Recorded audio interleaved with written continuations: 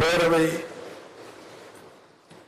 விதி 110 கீழ் அறிக்கை அளிக்க வேண்டும் என்று மாண்புமிகு முதலமைச்சர் அவர்கள் அனுமதி கோரியுள்ளார்கள். அனுமதி அளிக்கப்படுகிறது. மாண்புமிகு முதலமைச்சர் அவர்கள். மாண்புமிகு பேரவைத் தலைவர் அவர்களே,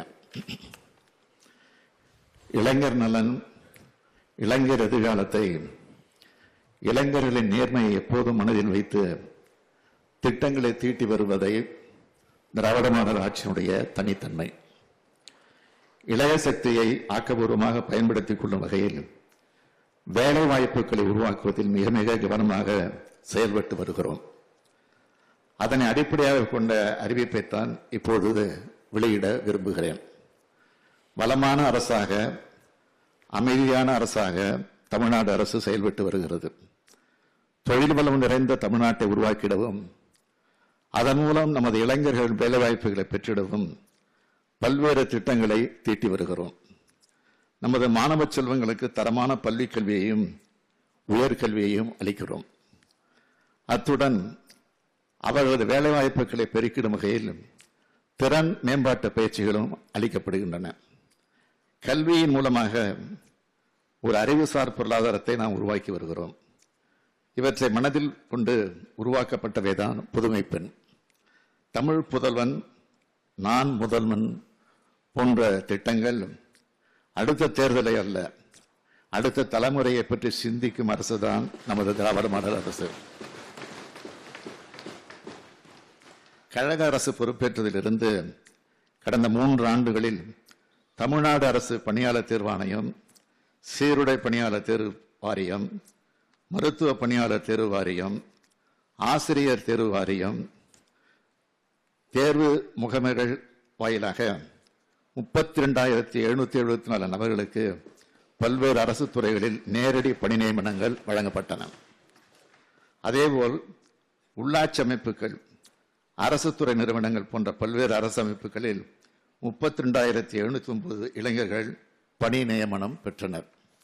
மொத்தம் 65,483 இளைஞர்களுக்கு கடந்த 3 ஆண்டுகளில் அரசு பணி நியமனம் வழங்கப்பட்டுள்ளது என்ற செய்தியை மகிழ்ச்சியோடு தெரிவித்துக் கொள்கிறேன். அரசு துறைகளில் மட்டுமில்லாது பெருந்தொழில் மற்றும் சிறு குறு நிறுவனங்களின் மூலமாகவும் ஏராளமான வேலைவாய்ப்புகளை உருவாக்கி தந்துள்ளோம். நமது அரசு மேற்கொண்ட பல்வேறு முன்னெடுப்புகளின் காரணமாகவும் மிக சிறப்பான முறைகளை நடத்தி முடிக்கப்பட்ட உலக முதலீட்டாளர்கள் மாநாடு மூலம் கிடைக்கப்பெற்ற பெரும் முதலீடுகள் காரணமாகவும் லட்சக்கணக்கான வேலைவாய்ப்புகள் கடந்த 3 ஆண்டுகளில் ஏற்படுத்தப்பட்டுள்ளது. வெறும் வார்த்தையாக அல்ல, ஆதாரங்களோடு தான் இதனை இந்த அவைக்கு தெரிவிக்க விரும்புகிறேன்.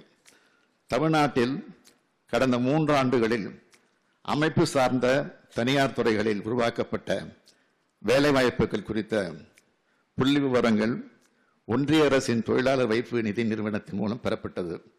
இது ஒன்றிய அரசின் தொழிலாளர் மற்றும் வேலைவாய்ப்பு அமைச்சகத்தின் கீழ் செயல்படும் ஒரு அமைப்பாகும். இந்த நிறுவனத்தின் தரவுகளின்படி கடந்த 3 ஆண்டுகளில் மொத்தம் 77,78,999 இளைஞர்களுக்கு வேலைவாய்ப்பு கிடைத்துள்ளது. அவர்களுக்கு தொழிலாளர் வைப்பு நிதி கணக்குகளும் தொடங்கப்பட்டுள்ளன. இது மட்டுமின்றி என்னுடைய கனவு திட்டம் என்று நான் எப்போதும் பெருமையோடு குறிப்பிடக்கூடிய நான் முதல்வன் திட்டம் மூலமாக சிறப்பு பயிற்சிகள் தரப்பட்டு வருகிறது. இதன் மூலம் படித்த இளைஞர்களின் திறன்கள் மேம்படுத்தப்பட்டு வருகிறது. இத்திட்டத்தின் மூலமாக இதுவரை 3,06,499 நபர்களுக்கு தனியார் துறைகளில் வேலைவாய்ப்புகள் ஏற்படுத்தப்பட்டுள்ளன. அதேபோல தமிழ்நாடு அரசின் தொழிலாளர் நலத்துறையின் மூலமாக நடத்தப்பட்ட சிறப்பு வேலைவாய்ப்பு முகாமின் மூலமாக கடந்த 3 ஆண்டுகளில் 2,01,596 இளைஞர்களுக்கு தனியார் நிறுவனங்களில் வேலைவாய்ப்பு ஏற்படுத்தி தரப்பட்டது. இந்த 2ஐயும் சேர்த்து தமிழ்நாடு அரசின் முயற்சியினால் கடந்த 3 ஆண்டுகளில் மட்டும் மொத்தம் 5,08,055 தமிழ்நாட்டு இளைஞர்களுக்கு வேலைவாய்ப்பு வழங்கப்பட்டுள்ளது. என்பதை பெருமையுடன் தெரிவித்துக் கொள்கிறேன்.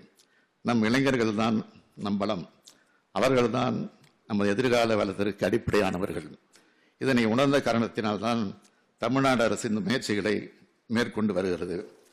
மாண்புமிகு பேரவைத் தலைவர் அவர்களே, அரசு பணியை எதிர்நோக்கி ஆயிரக்கணக்கான தமிழ்நாட்டு இளைஞர்களுக்கு தற்போது ஒரு மகிழ்ச்சியான செய்தியினை பேரவையில் தங்கள் வாயிலாக தெரிவித்துக் கொள்ள விரும்புகிறேன். வரும் 2026ஆம் ஆண்டு ஜனவரிக்குள், அதாவது இன்னும் 18 மாதங்களுக்குள் பல்வேறு அரசு பணியிடங்களுக்காக தமிழ்நாடு அரசு பணியாளர் தேர்வாணையம் மூலமாக 17,595 பணியிடங்களும், ஆசிரியர் தேர்வு வாரியம் மூலமாக 19,260 ஆசிரியர் பணியிடங்களும், மருத்துவ பணியாளர் தேர்வு வாரியம் மூலமாக 3,041 பணியிடங்களும், தமிழ்நாடு சீருடை பணியாளர் தேர்வு வாரியம் மூலமாக 6,688 பணியிடங்களும் நிரப்பப்படும். அதாவது வரும் 2026ஆம் ஆண்டுக்குள் ஜனவரி மாதத்திற்குள் மொத்தம் 46,584 பணியிடங்கள் நிரப்பப்படும் என்பதை தெரிவித்துக் கொள்கிறேன்.